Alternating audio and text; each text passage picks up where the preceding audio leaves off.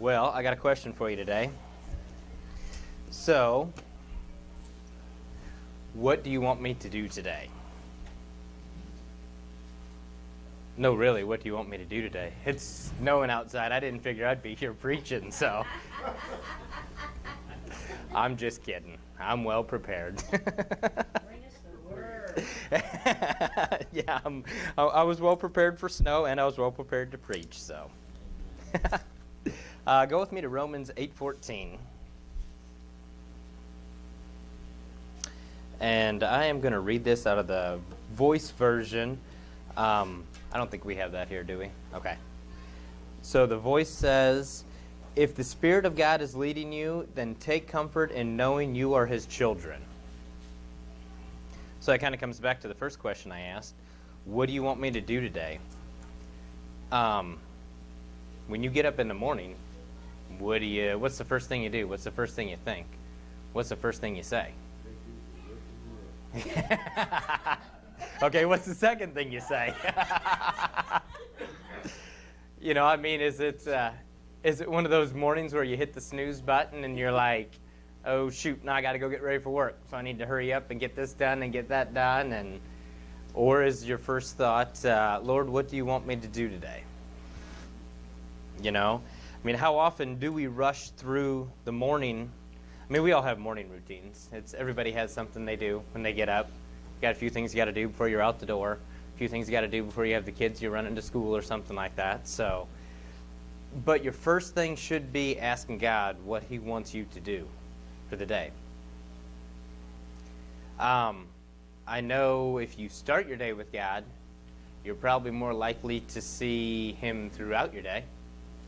Don't get me wrong, you can end your day with God as well. However you have your stuff set up, that is completely up to you. But I can tell you, if you start the day out with God, you're probably more likely to see miracles throughout the day, as opposed to, 7 o'clock service when we all come to church, and then the miracles start at 9 o'clock. The day's kind of spent at that point. Wouldn't you rather them start at 9 in the morning instead of 9 at night?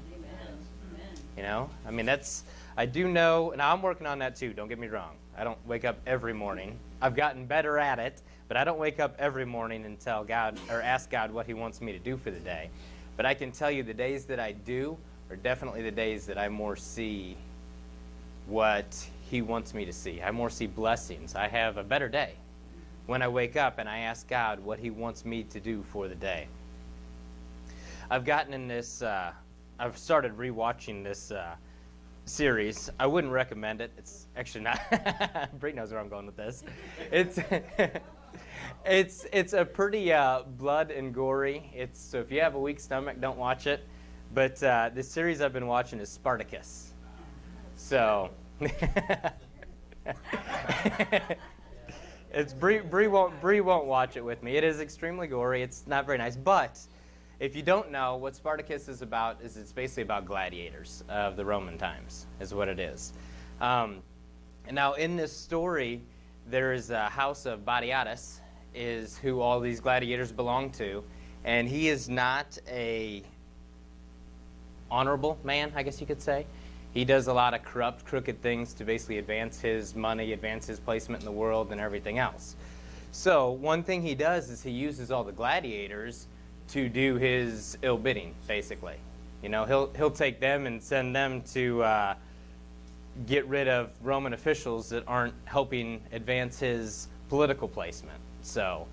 But my point to this is a lot of the gladiators, they were all slaves. They didn't have a choice. They basically had to do what they were commanded to do, or they were going to end up getting executed. And so one of the last things that all the gladiators always ended up telling him, because he'd always give them a terrible command. Sometimes they were like, I really don't want to do that. And he's like, well, I'll have you sent to the gallows, and then I'll have somebody else come in and take your place anyway. Well, then the gladiator ends up bowing their head, and they always end up saying, my hand's your will. So how often do we tell God, my hand's your will? It should be something that we do every day and with everything that we end up doing. We don't always do that. It's definitely harder to say that than it is to actually do that. And then here's my other question to you. What if you reversed it and you said, your will, my hands? Is there a difference in the two? I think there is. How often do we want to know God's will before we want to use our hands to do it? You know, we'll gladly tell him, oh yeah, you can use our hands to do anything you want to do with it. We'll do anything. We'll go anywhere you want us to go. But you need to tell us what you want us to do. Well, if you're going to offer your hands first before you know his will, you're probably more likely to see his will. And you'll be in his will as you're doing it. So, Peter couldn't have walked on water first. You know, he had to get out of the boat. So, yeah, the miracle was he walked on water, but he still had to use his hands to get out of the boat before he knew that God was going to allow him to walk on the water. So, something to think about. Noah, same way. You know, he didn't wait until it started to rain to build the boat. He built the boat long before the rains came, and he was saved from the floods. Him and his family were the only ones saved. Abram wasn't even Abraham yet. Abram left. Was he rich when he left? I mean, he probably wasn't poor, but he wasn't rich like God made him rich before he left. Had he not have left, God probably wouldn't have made him rich like he did. But God probably still would have blessed him, but he probably wouldn't have blessed him as much. So again, if you use your hands moving towards God's will, you're more likely to be blessed as you go, instead of waiting for God to tell you. I guess I shouldn't say that, because you still want to make sure you're doing what God's telling you to do, but you also have to make the first move. God will still bless you, but God will bless you more the more you do for him. I've been reading, which we'll all get to later this year. I've been reading The Believer's Authority by Kenneth Hagin. We actually have a conference coming up at the end of April that's going to be based on that book, so a little preview for you. But in that book, Kenneth Hagin said that a lot of people will argue that Christ doesn't need us as much as we need him. Is that a true statement? Christ does not need us as much as we need him. I don't know that I'd agree with that. Because Christ is the head, we're the body. We obviously need the head. We obviously need Christ. But how is his works going to get done on this earth without the body? So, it was kind of a trick question, I'll give you that. We do need Christ, but he also needs us. You know, God can do any miracle he wants to, when he wants to, as he wants to. But he also needs hands that will end up doing those miracles for him. And we are those hands. We are those feet. We are those everything else. We do what Christ tells us to do. So he kind of needs us as much as we need him. He could get along without us, but he'd prefer not to. He'd rather have us here to glorify him. Again, he's the head of the church. He's the head of the body, and we are the body. So I encourage you to seek out what you can do for him. Our job is to enforce his victory. You know, if you think about that, think about the day you had and everything else, and did you glorify God? Did you glorify Jesus' victory over the grave in your day? I mean, it's easy to forget all these little things it's easy on Sunday to remember them, but what about Monday, Tuesday, Wednesday, Thursday, Friday? What about Saturday? You know, that's the furthest away from Sunday until you get it again. How often do we forget about what's actually needed from us? So how do we direct our hands to God's will? Prayer, prayer, and more prayer. So how's your prayer life? You know, is it building up or is it falling down? I know a lot of times, especially at the start of the year, it's easy to be all on fire and ready to go. But here we're in the third month of the year. So are you still on fire and ignited from the start of the year of awareness? Or are things kind of fizzling out? I would strongly encourage you, and I can tell you in my own life, that I can tell a difference when I'm praying and when I'm not praying. I can tell a difference when I'm rush praying and when I'm serious praying. You know, I know Pastor Jim brings this up a lot. It's the only time that he ever talked to Elizabeth was in the car. How would their relationship be? Is that the only time you ever pray to God? Is when you're in the car? On a quick grocery run? On a quick Peoria run? On a quick wherever you're going run? Or do you actually set time aside for God throughout your day? Because he knows the difference, and your life will show the difference. If you aren't praying, you're not speaking to God and telling him. He knows what you need. He knows what you want. But it also says you need to voice your words to him. You know, he's not going to give you something you don't ask for. He's not going to... I've been on... we were talking about this earlier. Mark Batterson. I've been reading a bunch of his books. I think courtesy of Pastor Bobby's been giving them to us. But I've been on a kick of him lately. And a lot of times, his words are... I just drew a blank.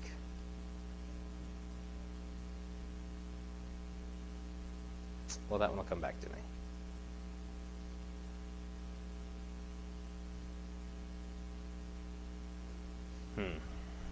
That's going to bug me for a bit. Anyway, if you look at it, Jesus removed himself a lot of times to pray. Go with me to Mark 1:35. Jesus was always removing himself to pray.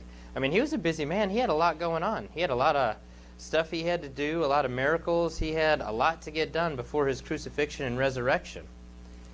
And Mark 1:35, I got to switch my version back to easy to read. So Mark 1:35 says, "The next morning Jesus woke up very early. He left the house while it was still dark and went to a place where he could be alone and pray." You know, he had his disciples all the time with him. He always had stuff going. I'm sure they were, I don't know how they were, but, you know, walking down the road, a lot of times, if you're on a road trip or something, and you have other people in the car, how often is it completely quiet? Not usually. I mean, you're usually talking, there's usually something going on.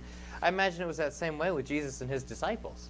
You know, they were always traveling the country, traveling wherever they were going. So, I mean, Jesus took that time to get on by himself and get alone with God and to pray.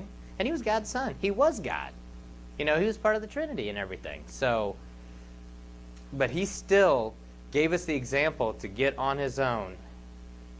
He woke up very early. I wonder if that's where a lot of people get that, is starting your day with God. He left the house he was in. It was still dark, and went to a place where he could be alone to pray. How often do you get alone to pray? You know, again, I'm not going to condemn, because I do it a lot myself, pray while you're driving down the road. But you also have I wouldn't say hidden agendas. You also have an agenda you're doing. You're going somewhere. You're still watching traffic. You're watching everything else. How much of your mind does God actually have your focus of while you're praying? Don't get me wrong. Do it and keep doing it. But also do it more. You know, don't just let that be the only time you ever pray to God is when you're driving down the road. It also in Luke 5:16, it's another one where Jesus went on his own. 5:16. Jesus often went away to other places to be alone so that he could pray. I mean, this happens all the time. And a lot of times, too, I think it was actually Mark Batterson in his books ended up bringing out that before most of the great miracles that Jesus did, I mean, he went alone to pray. So it wasn't, I mean, do you think that's a coincidence? I mean, he went off on his own to pray, talk to his Father, and seek out his will, for that fact. And then he randomly walks by and heals somebody. Somebody blind, somebody crippled, somebody anything. I mean, there's all sorts of stuff that Jesus does, and more times than not, he prays before he gets to it. Go to Luke 18:1. And this one I'm going to read in the Voice as well. I like that version. I've gotten hooked on the version of the Voice. He told them a parable, urging them to keep praying and never grow discouraged. So, do you think you're going to get discouraged when you pray? Probably, because Jesus urges you to keep praying and never grow discouraged while you're praying. So, odds are God is going to... praying's not always going to be easy. There's always going to be distractions. There's always going to be little ones running around. There's always going to be somebody else talking to you. There's always going to be something else going on. There's always going to be a TV show on that you want to watch. There's always going to be a new movie out that you want to go see. There's always going to be something that could possibly take away from your prayer time. Are you going to let it? That's your choice to make. Go to Luke 22:44, and that is where Jesus was in the Garden of Gethsemane, praying and sweating drops of blood. But it still goes to show that I'm still in the version of the Voice as well. So, and in his anguish he prayed even more intensely, and he sweat drops of blood falling to the ground.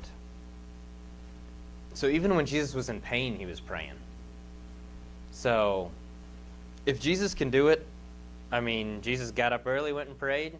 He just went random places to pray.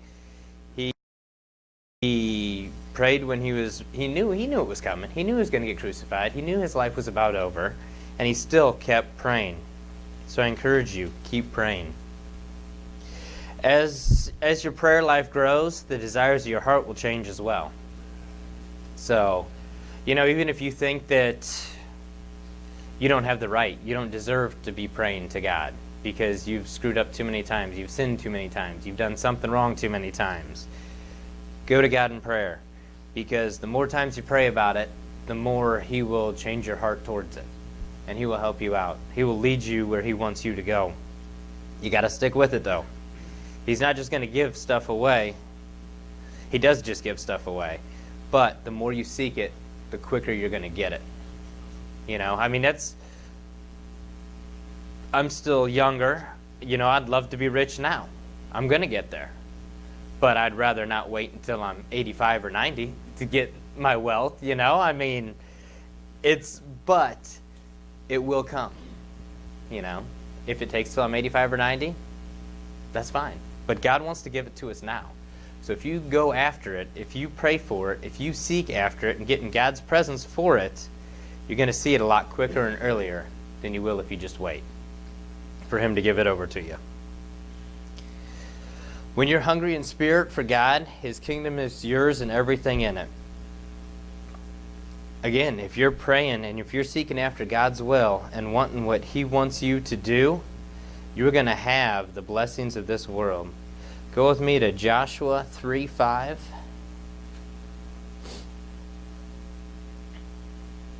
I'm going to change it back to the easy-to-read version, but I know you guys still have a different one. But Joshua 3:5 says, "Then Joshua told the people, 'Make yourselves pure. Tomorrow the Lord will do amazing things among us.'" Now this was right before they were getting ready to storm Jericho, I believe. I didn't look into that enough, but I had this verse written down from something. It's the Jordan River. It was at the Jordan River where they were at.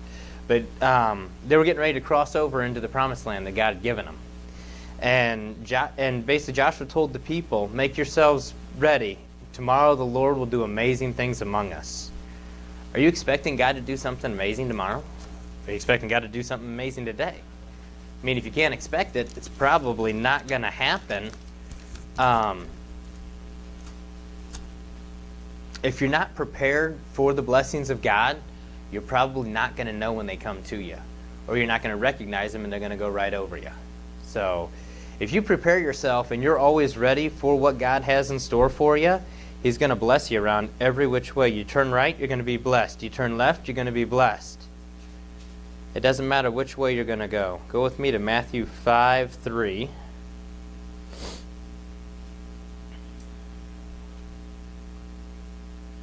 And this one says, "Great blessings belong to those who know they are spiritually in need." God's kingdom belongs to them. So, if you are spiritually in need, God's going to bless you if you're seeking him for it. If you're spiritually in need and you're not seeking him for it, you're not going to find what he's after, or you're not going to find his things. You always have to seek. You have to read, you have to pray, you have to get in his presence. If you're not getting in the presence of God as you're praising him, you're not going to find out what he wants you to find out. He'll give you little insights. He'll use other people to help you out, but you won't get that depth and that knowledge and that knowing of what he wants you to have until you dig in and you start going for it yourself. I can sit up here all day long and tell you everything that I learned from studying this out and researching this, and it's been on my mind all week, and I've gotten a lot out of this. But that's not going to help you unless you do the same thing yourself. If you don't dig into God's Word to find out what he wants you to do, you're not going to find out what he wants you to do. And you are probably going to be beating your head against a brick wall. Because, I shouldn't say, he'll bless you. He will always bless you. What? He will bless you. But he will bless you more the more you seek after him. The more you sow for him. The more you desire to know him. He's going to give you exactly what the desires of your heart are. Don't ever let the enemy tell you aren't good enough. I got a note here too. The conference we have coming up, the Believers Authority Conference. We'll get a lot more out of that as it's coming up. It's the end of April. I don't remember the dates exactly. 25th, 26th, 27th. Anyway, end of April, we are having a Believers Authority Conference, and it's going to be a good one. I really encourage you to be here and hear what's going on.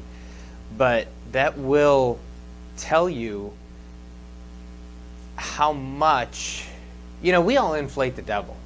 We all think he's this great, big, huge guy. He rules the earth. He was given authority over the earth. Now here's my question to you. Are we of the earth? We're not. So what does that tell you? We got authority over everything in the earth. He is under our feet. You're absolutely right. So don't ever let him tell you that you're not good enough. Fear will have you defeated every time before you even start. You get worried about something, you've probably already talked yourself down from the victory. You need to run at it head on.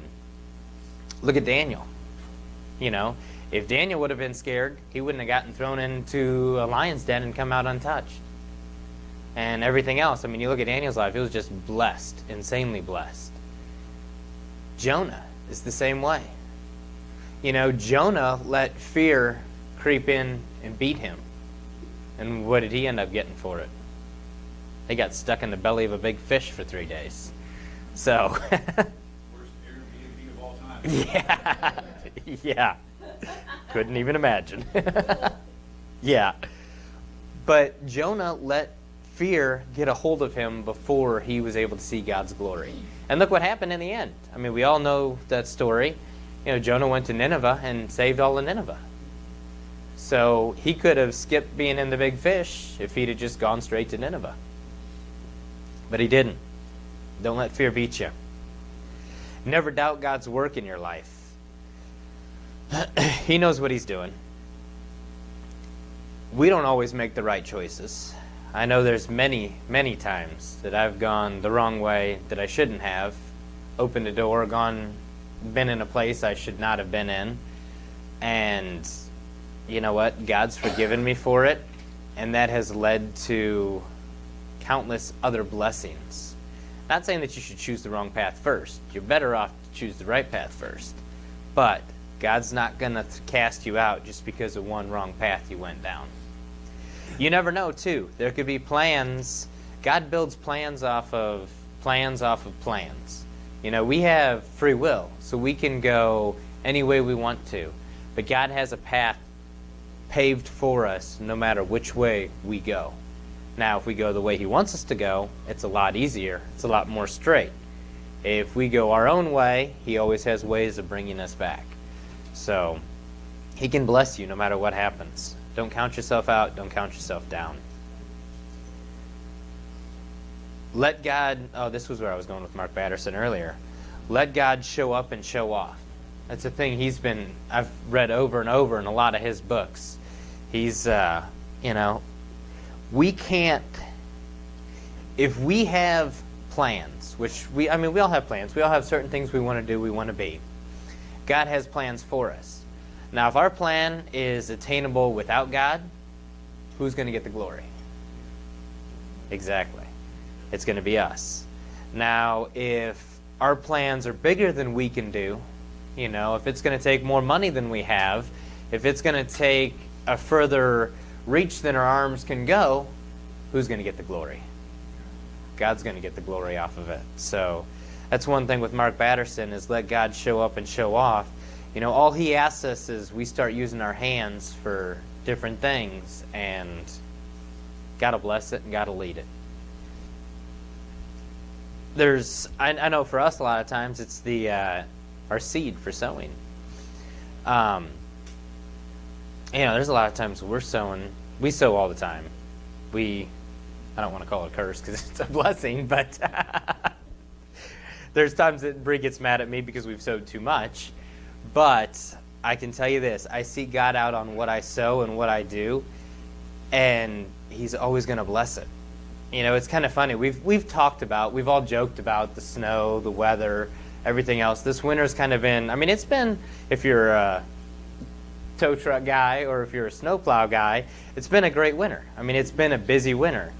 I can honestly tell you that last summer, it was about June, July time frame, I started getting worried about this winter, because last winter I didn't work at all.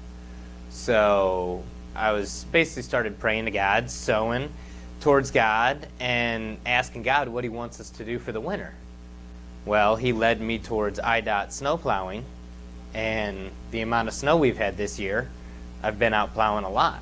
So God has blessed our winter long before it was even ready to come.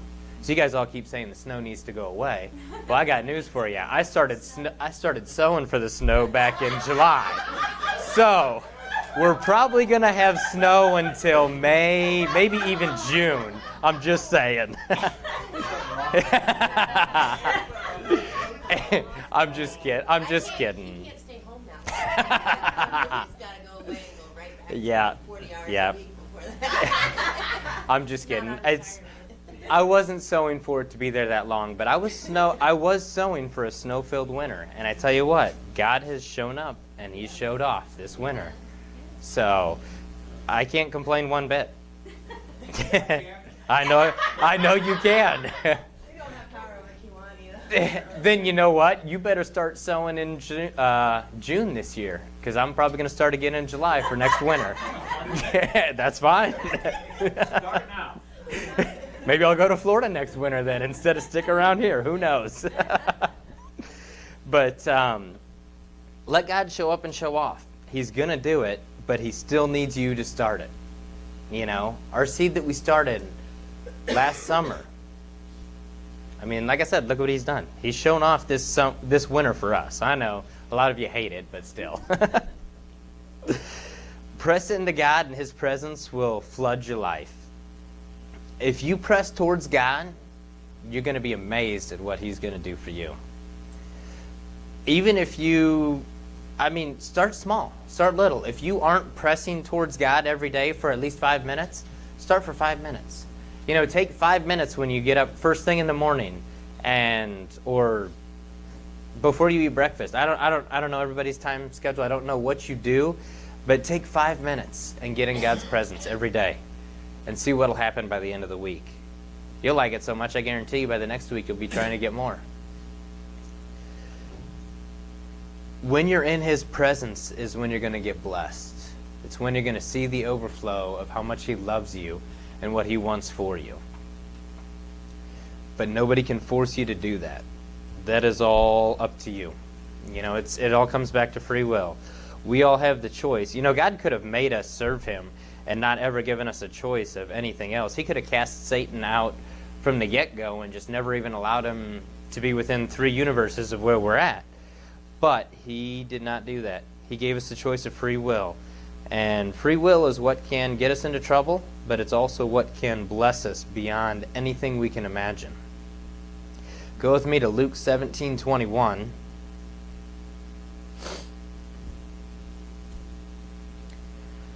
And it says, people will not say, look, God's kingdom is here or God's kingdom is there. No, God's kingdom is here with you.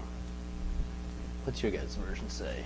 Nor will they say, see here or see there, for indeed the kingdom of God is within you. So God's kingdom is within us. To a world that is dying and going to hell faster than you can believe, how are they going to get saved? It's through us. But we have to be that light in the darkness. We have to be that light on a hill. We have to be that blessing that God wants people to see. God's kingdom is in us everywhere we go. You know, you don't have to just wait for Sunday and, you know, in here, God's kingdom's here, this is great, and then as soon as we walk out the door, we're in this winter wonderland of Illinois again. But God's kingdom is everywhere you go. So take it with you. You know, hold it up. Hold it up with pride. You know, I know a lot of veterans. You know, they honor the flag like crazy. We should be honoring God the same way. You know, a lot of veterans, they wear hats, they have pins, they, you know, everything. You can tell that they were veterans. And we appreciate all you veterans, for sure. But we should do the same thing for God. Can people tell that you're a Christian? Or do people wonder off of Facebook posts if you're even human? Yeah, I was just going to say, if you're even human. Because this world is just getting worse and worse. I mean, abortion is a prime example of that. But yeah, I'm the same way. It makes me sick. I don't even understand how people can remotely think any of that stuff is close to right. Everywhere we go, we are kings. Are we showing it? Are we proving it? I mean, God's told us believers' authority. You know, we're above this world. So what's above this world?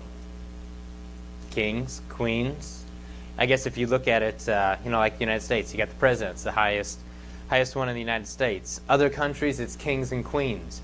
So if we're above all of them, then we're above kings, we're above queens. We are kings, we are queens. We should be showing that everywhere we go.